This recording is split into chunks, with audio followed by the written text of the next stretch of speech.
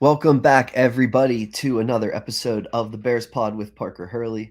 I'm your host, Parker Hurley. It is another Tuesday at 6 o'clock Eastern, 5 o'clock Central. I'll be with you every Tuesday and Thursday, 6 o'clock Eastern, 5 o'clock Central, bringing you Chicago Bears talk.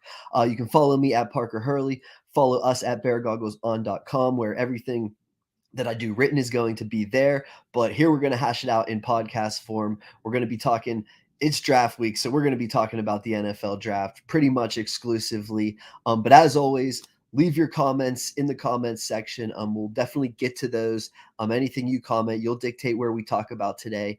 And then if you're listening back on replay, leave a comment for later, and we'll read those comments. We'll get to them on the very next show. Hit like, hit subscribe, hit share, show all your friends. And yeah, this is a big time NFL draft podcast because we're just 2 days away. We'll have a podcast today where, for the most part, we're going to talk about the perfect mock draft for the Chicago Bears, or how a perfect draft weekend could break for the Chicago Bears. And then Thursday, we'll probably talk more about some rumors. We'll talk about some of how the top nine will break down and some things like that, as that will probably be much more clear. And that'll be a first round centric podcast. And then Tuesday, we'll be back for a huge recap, and then we'll be recapping the rest of the time here. So like I said, this will be a huge just how would a perfect draft weekend go for the Chicago Bears. If you've been listening to me already, we've been talking about the number 9 pick pretty exclusively, and leave some comments if you want to talk about who you think should be the number 9 overall pick. I've talked about, I think there are 3, maybe 4 really good scenarios overall. I think there's the thought of you take the left tackle, just the best left tackle available, whether it be, in my opinion, I think you could say whether it be even Paris Johnson, Broderick Jones, whoever. I think if you're sitting there at number 9 and you see the best left tackle prospect, you just say, listen, we're never going to be here again. We need to take the best prospect. It's hard for us to find any other tackle prospects as we get into this perfect mock draft. So, in my opinion, the number 1 scenario is they just sit there and take somebody. And I know a lot of the trade down scenarios are starting to come about with, all kinds of teams looking to trade up. And I know a lot of Chicago Bears fans, my number 2 scenario here is if they don't take a tackle, I think they'll probably be in the trade down market instead of taking, we've talked about, I don't think somebody like Jackson Smith-Njigba, I don't think somebody like Bijan Robinson. And you can listen to our other podcasts to hear my opinion on those types of players. But the reality is, in my opinion, if they don't take a tackle, they probably will trade down. But I think that's a pretty risky proposition right now if you are the Chicago Bears, because when you start to look down to how far do you potentially trade down, and a lot of people talk about the Pittsburgh Steelers. One of the reasons I think the Pittsburgh Steelers are looking to trade up is because they're looking at the board and realizing that they at 17 are going to miss out on the left tackle run, or even the tackle run in general. So if you're the Chicago Bears, are you really sitting there saying, with Justin Fields and Braxton Jones and Larry Borum as potentially our starters right now, we can just pass on a tackle? Because the reason there's going to be this tackle run from pick 9 to 16 probably, and there's probably not going to be somebody there at 17. And the reason that you don't necessarily just get starters in the second or third round, and the reason that Braxton Jones is an outlier, and yeah, sure, the Chicago Bears could definitely just bet on, the fact that, oh, well, we found Braxton Jones last season in the 5th round, let's just do it again. I mean, that's such a risky proposition versus taking a tackle in the 1st round. And why all these teams are going to take a tackle in the 1st round is because there's this drop off in some of the left tackles in this draft. And even when you're starting to look at it, you're saying, okay, there's Paris Johnson, there's Broderick Jones, there's Anton Harrison, there's Darnell Wright, and then there's Peter Skoronski, who some people even say necessarily isn't a tackle. So there's 4, maybe 5 guys before you get to, DeJuan Jones, big questions with his weight. Jalen Duncan, big questions with his technique. Nick Saldivari, a small school player. Carter Warren coming off an ACL. You get down this list of, Matthew Bergeron, pretty much everyone's saying that he's probably going to be better off as a guard. Cody Mauch obviously doesn't have the length. He's going to be a guard. You get down this list and say, well, there's 4. And really, when you break it down and say between Peter Skoronski, maybe a guard, Darnell Wright is a right tackle and you don't want to move him to left tackle.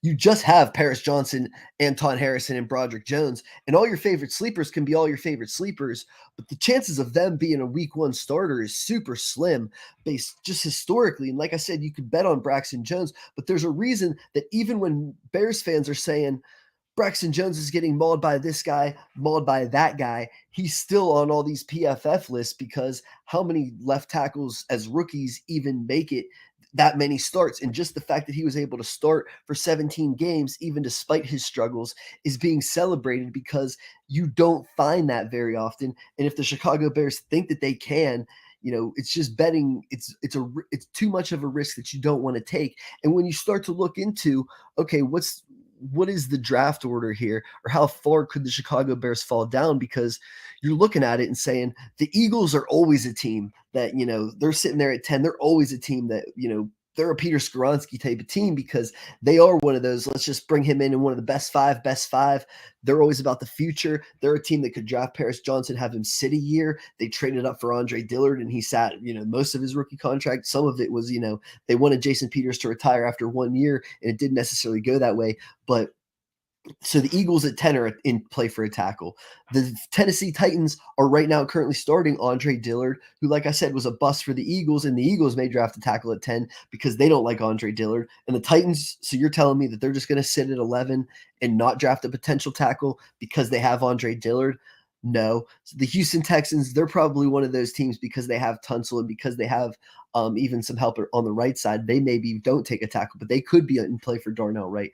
The Packers, a lot of the talk about the Packers is that they traded up. One of the names is Smith and Jigba. The other name is potentially a guy like Darnell Wright, or a potential, if Bakhtiari is going to be with Aaron Rodgers, it's going to be Aaron Rodgers and Bakhtiari leave. And then those guys are going to, be those guys are the Packers are going to take somebody, and they're saying that they're going to jump the Patriots because the Patriots at 14 are starting Riley Reef at right tackle, and the Chicago Bears know very well that you just can't go into a season expecting Riley Reef to start 17 games. The Bears were the worst offense in the NFL, worst offensive line, one of the worst offensive lines, and they were starting Riley Reef. And now the Patriots at 14 are starting Riley Reef. So did the Packers just jump the Patriots to draft starting right tackle Darnell Wright? And now are we talking about him being off the board? And then is the Patriots, are they a fallback team that they're going to draft a left tackle? And, you start to keep going down the order and you say, the Jets, even though they traded down, they're still a tackle team. You look at the Washington, Charles Leno's their starting tackle. They're obviously a tackle team, especially in terms of the future. So, and here we go. We got my man, I am Skokes. Like I said, everybody leave your comments. If you got any comments, keep them coming. You'll dictate the path of the draft. Like I talked about, in my opinion, I think the most likely options are, I still think that a left tackle there is in my opinion the safest, the best option. I know people are saying that Paris Johnson isn't this elite tackler or whatever, but if you trade, and the question is, how far do you trade down? If it is a situation, and he said they're 95% chance he trades down, I would say I'm almost like, it depends. I don't think there's a high chance. My third option is that I think Jalen Carter is the Chicago Bears' third option, but the more and more talk comes out that it sounds like between Seattle and between the Detroit Lions, it's harder and harder to see Jalen Carter in that 9 spot. So maybe I am like maybe 10% Jalen Carter, and with that other 90%, maybe I am like 45 in that. I'm 45% that they just sit there and take a left tackle. And I think that's a completely reasonable decision. And then 45% they trade down. And my question is that, like I said, if they trade down with the Pittsburgh Steelers, I think they're just booting. Like, I think it's going to be hard to find an offensive tackle. And I think you could argue that Paris, the Steelers are probably trading up to 9 for Paris Johnson. And then Broderick Jones goes, 11. And then Darnell Wright goes 13. And then the Patriots rebound, and all of a sudden Anton Harrison is going way earlier than you thought. And that's how it all of a sudden breaks. And maybe the Chicago Bears hope that somebody like DeJuan Jones falls to them at 50. But like we've talked about, he might weigh 400 pounds. And the reason he's falling is because he didn't step on the scale at the Ohio State Pro Day, and he didn't work out at the Ohio State Pro Day. And people are saying he's already overweight from the combine to his pro day. He's already put on a lot of weight, and DeJuan Jones is falling. And that's where I continue to get into.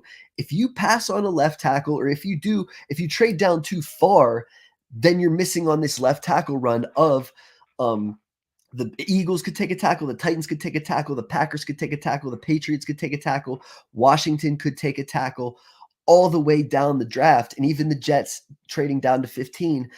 So the Steelers, that's why the Steelers know at 17, they're looking at it and saying, yeah, this tackle run is about to be vicious and we need to trade up for it. But if you're the Chicago Bears, you say, how far do we want to trade down?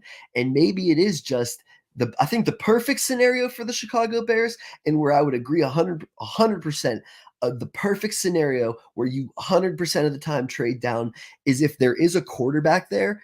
Let's say Anthony Richardson falls, and let's say the Tennessee Titans at 11 are saying we want to go up, and then Richardson can sit under Tannehill for a year. We can trade back only 2 spots. That's where I'm comfortable.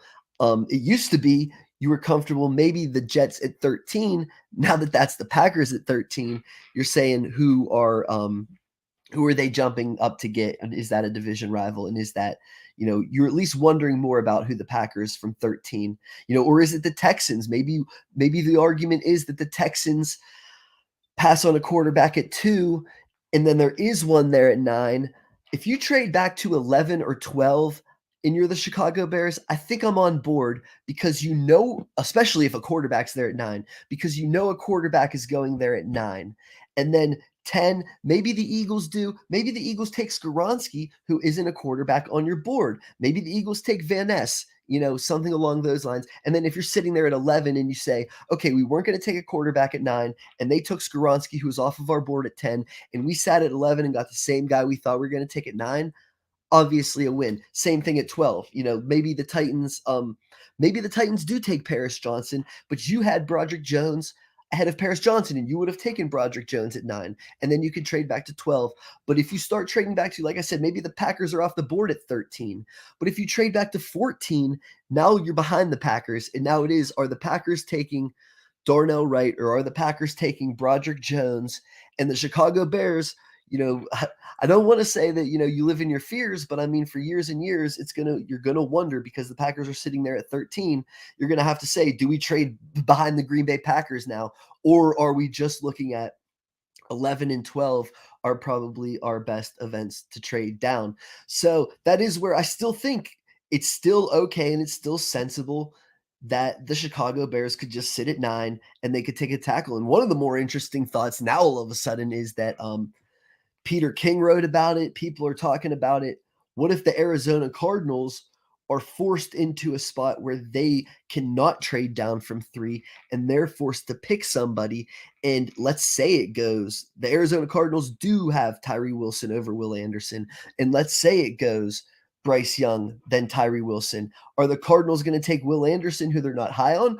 Or a lot of people are speculating all of a sudden the Cardinals are in play for Paris Johnson at number 3. How does that affect the Chicago Bears? Because, like I said, I mean, you want to trade down and you aren't in love with this tackle class, potentially. All of a sudden, if you trade down too far, now you're not getting a tackle and you're starting Larry Borum. Is that where you want to be if you're the Chicago Bears? Or is it that, hey, Paris Johnson went at 9, Peter Skoronski went at 8. We need to stay at 9 and take Broderick Jones because this tackle run is coming. We can't even trade down to 11 because by 11 it may go, the team trading up to 9 is going to take a tackle. And then the the Eagles take somebody. There are possibilities where the Chicago Bears have to sit at 9 and take somebody. So I do think as we get closer and as Jalen Carter becomes less of a possibility, I mean, as crazy as it sounds, Will Anderson is starting to become a possibility. He seems to be the one falling of anybody. I still think because there's going to be tackle hungry teams from the Eagles to the Titans to the Green Bay Packers, I think potentially traded up for one, and they potentially jump the Patriots for one. I think there's going to be a tackle run, and if it starts at 3, it's going to be even stronger.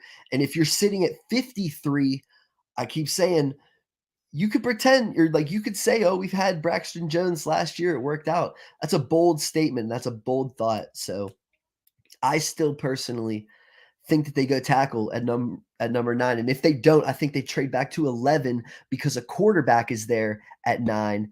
They trade back to 11 and it goes quarterback Skoronski, and they still take a left tackle at number 11. So we're going to get into the best day two options here as we're talking about the best mock draft here. In my opinion, if they go left tackle, I think that they need to hit on day two. They have three picks, 53, 61, 63. They need to hit center, they need to hit edge rusher, and they need to hit interior defensive line. Hopefully, the three technique, and that's where it's going to get interesting to see. And I think one thing that you could definitely say is that when you look at the defensive line class and when you look at the offensive line class, if you don't take Jalen Carter at 9, when does the next three technique or when does that next interior defensive lineman? And is it Adatami, Atabari from Northwestern even? Is he the next guy off the board? But then you're talking about, Brian Brees, Mozzie Smith, Kalijah Cansey. When do those guys start to go off the board? Because in my opinion, that run of Breesy, Smith, and Cansey is going to be later than Paris Johnson, Broderick Jones, Peter Skoronski. Even in my opinion, if I had to bet, does Darnell Wright go ahead of Brian Breesy? I think Darnell Wright goes ahead of Breesy. Does Darnell Wright go ahead of Kalijah Cansey? I think so. Does he go ahead of Mozzie Smith? I think so. So does Anton Harrison? Does Anton Harrison go ahead of Brian Breesy? I think it's in the possibilities. So you're talking about at the defensive line at 53, the run on defensive line is at least going to start later. And there's a chance that one of those, I don't think those three are going to drip to 53. And I think out of Tommy, I don't know if he's going to drip down to that far. But I think those guys being, I don't think that run starts until 30. So you say, maybe Brian Breesy goes 28, and then Mazzie Smith goes 31, and then Cansey goes 36, and then Adatami goes 40. So now you're talking about there are legitimate guys in the second round for the Chicago Bears. Keanu Benton, and Jervon Dexter from Florida, in my opinion, are two guys that I think you hands down take in that second round.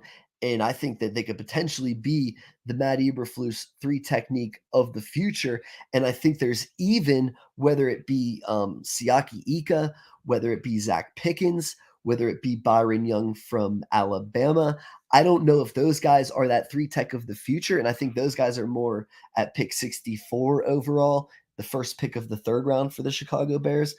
I think, but like I said, if the run starts later for the defensive line than the offensive tackles, I think that there's going to be defensive linemen there in the second round. And I think the two that you focus on that I think would be perfect for the Chicago Bears and would fill Matt Eberflus's three technique, Jervon Dexter from Florida, Keanu Benton from Wisconsin. Skokes here with a comment. He says, if we pass on the top tier tackles, I'm not confident with the guys later to start at right tackle like Bergeron or Harrison. They're more left tackle centric or at guard. I agree. My thought is that I just don't think Matthew Bergeron, I think he's in a similar path to Peter Skoronski. I don't think it's because of the length. I think it's because of the way he plays in pass protection. He's nowhere near Peter Skoronski in pass protection, and he's much more of a run first guard, and he's so much better in space, and he's so much better at the second level. I think teams are looking at Matthew Bergeron and they're saying, this dude is a project at tackle with poor technical feet in his back steps when he needs to pass protect. And if we put him in with like the bumpers at guard, where he has a bumper at center and a bumper at tackle, I think a lot of his pass protection questions will be ironed out. And the reason we like Matthew Bergeron is that he could be an elite run defender and could be one of the better run defenders in the NFL. And if you put him at left guard, I think you're talking about one of the best run defenders or run blockers in the NFL. Whereas if you put him at left tackle, you're talking about a project. And if you're an NFL scout, you're saying, okay, do we want a project who may not make it, or do we want really one of the best run blockers in the NFL who could start day one? I think teams are viewing Bergeron as, first off, I think Bergeron's going to go in the top 50 picks because I think teams are saying he's plug and play left guard, could easily be that player. And I don't think they're viewing him as a left tackle. I truly don't. We're going to see. I could be wrong. Maybe if Bergeron falls out of the top 50 and falls to the Chicago Bears, they're going to try him at tackle. And if he falls out of the top 50, it's because teams don't value him at guard and maybe he's going to get a shot at left tackle. If he goes really high, or if he goes really high, maybe they view him as a tackle. If he goes 32 to 50, they view him as a guard who's plug and play, who's going to start right away. And that's how I view Matthew Bergeron. Anton Harrison, I actually think could be a starter in the NFL. The question with him is that the Oklahoma offense was really like they didn't offer him many chances to pass protect. And the other issue is, and I talked about it with, and I'm going to talk about it as we get into some of these Big 12 edge rushers, is that the Big 12 runs this 3-3-5 type defense where their edge rushers are now inside the tackle. So you're not getting to see a player from outside the tackle rush a tackle from his outside hip and things of that nature. In the Big 12, you're just not seeing it anymore. They're rushing interiorly in between the guard and the tackle. And it's really like these Big 12 tackles, you're getting nothing from an NFL perspective. And that's the issue with Anton Harrison is like he checks every measurable. Like he's got great size, great length. He's got good, foot quickness. He's really fast. He's got the good foot speed in blips and moments, but because he played in this Big 12 offense, because they ran like X amount of RPOs, and because when they weren't running RPOs, he wasn't even taking on outside rushers on his outside shoulder because they were rushing on the inside of him.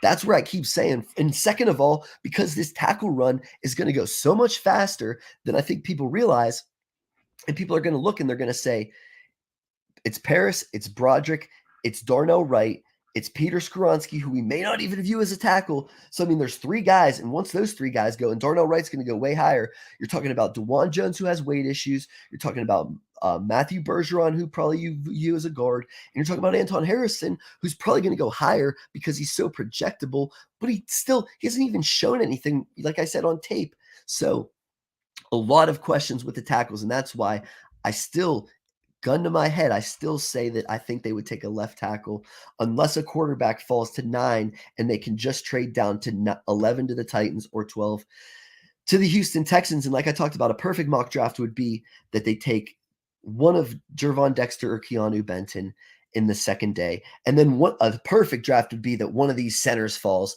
whether it be Joe Tippmann or whether it be John Michael Schmitz.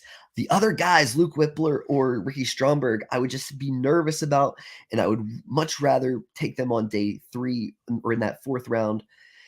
I think gun to my head, I would take Luke Whippler because he was a team captain at Ohio State. He's praised for his intelligence. He could be a long-term center. But I really hope that, or I think that the best option, a perfect mock draft would be that Joe Tippmann falls or John Michael Schmitz falls, and they pair that with Jervon Dexter or Keanu Benton, the 3 technique of the future and the center of the future on day 2, along with your left tackle, because I just talked about that run. And maybe it is as perfect as you trade down from 9 to 11, pick a little something up, and you still get Paris Johnson.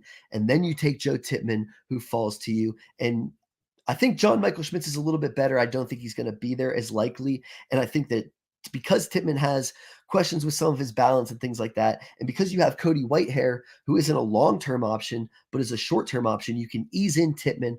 But because you have Cody Whitehair, you have to address center. You cannot start Cody Whitehair. Because this is in 2018, Cody Whitehair, he's had 2 injuries in the past 3 seasons. He's 31 years old. His play's starting to fall off, and now you're moving him back to center. It makes no sense unless you draft Joe Tippmann high, and then we take Jervon Dexter. And I've talked about it to death, that I just think one of these 6 edge rushers, BJ Ojulari, Felix Anaduke-Uzama, Derek Hall, Isaiah Foskey, Will McDonald, Keon White, one of those 6 guys could fall to the Chicago Bears. And I talked about it because Felix Anaduke-Uzama is one of those Big 12 pass rushers, and so is Will McDonald. And I know a lot of people are higher on him, but they're very similar to me. I actually prefer Anaduke-Uzama, and I think the Chicago Bears would too, because he has better length and better size than Will McDonald. And they talk about him getting killed in the run game, but he plays inside the tackle, and he's not, one, it's hurting Anton Harrison because he's not getting the reps against players outside of his shoulder. 2, it's hurting him because now he's playing inside and he's getting mauled by guards, and he doesn't get that tape against tackles. So I think Felix Anaduke-Uzama is a huge sleeper because because of the way the Big 12, same thing as Anton Harrison. I think it's going to be really interesting to see how they go. But I think Derek Hall is the perfect player. I think he hits the hits principle, hustle, intensity. I mean, talk about intensity. You talk about Derek Hall. He's okay with his counters. The other one I think really hits the hits principles, and I wrote about it on beargoggleson.com. I went through Dane Brugler's athletic draft guide, and I just highlighted the players that he says he's a hustler, or he's an intense guy, or he works on, or he's got the hearts and smarts and things like that. That Matt Eberflus obviously praises, and Isaiah Foskey hit the hustle multiple times. He's a hustler. He finishes from whistle to whistle. The same thing with Derek Hall.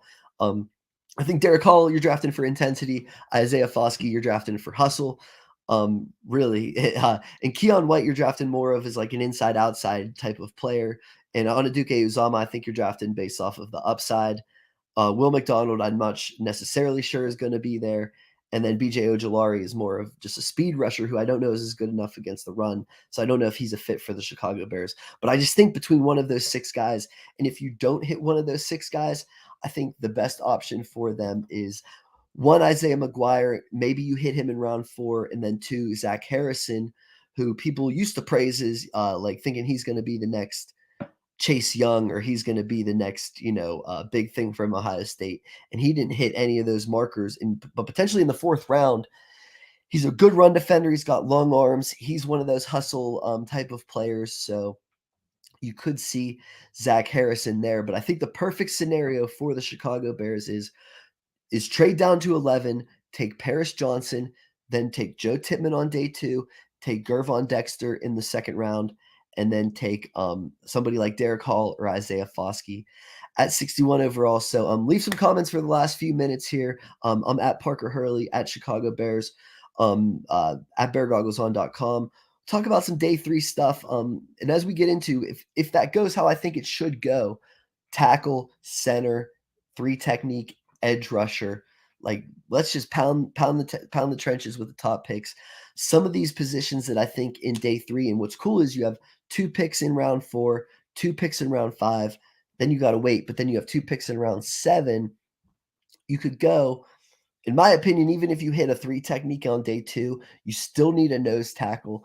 I think that could be a round 5 type of deal. So in round 7, even if you hit tackle in the top 10, I think now maybe you hit one of those guys that falls because is he a tackle or is he a guard? One of those types of players. I think I talked about like Salvaderi from Old Dominion, or I know Warren McClendon is a right tackle and he could fit. Carter Warren is falling because of his ACL and he could fit. Earl Bostic from Kansas is a potential guy. There are some guys out there. Braden Daniels from Utah, Bradford from LSU. I think he's more of a guard, but he played tackle at LSU. I think just one of those guys that like it adds some depth to the O line. He could potentially play tackle in a pinch, or he is, if you take Paris Johnson at left tackle, we're moving Broderick Jones to the right side, or Braxton Jones to the right side. Let's just add Warren McClendon as depth. Just like I said, let's just not be stuck with Larry Borum, is my thought. And then I think in round 4 or 5, you do take a cornerback. You beef up that room because right now you're relying a lot on UDFAs and Jalen Jones and Josh Blackwell, although they played pretty okay in their limited time. But then, yeah, it gets into, okay, so you take in round 4, you take maybe a tackle and a cornerback. Round 5, you take a nose tackle. And then I think you would probably take a receiver. And I talked about maybe a receiver with punt return skills. Talked about somebody like Parker Washington. I think there was a podcast where we went pretty in depth into that. And then round 7, I think you close it out with a tight end who can block, and you close it out with a safety who can play special teams. So I didn't go running back. I didn't go backup quarterback. I think they really solved that. Didn't go linebacker. I mean, they put a lot of investments into that. But I mean, besides that, with all those day 3 picks, I think you can figure it out from there. But like I said, I think the perfect top 4 there is just hitting the trenches really hard. So we'll be back on Thursday talking about how the top 9 could break down. We'll be talking about some rumors and things like that. So tune in Thursday at 6:00. Follow us at beargoggleson.com and at Parker Hurley. And hopefully leave some comments and we'll address them on the very next episode. So hopefully we'll talk to you guys then. We'll see you then.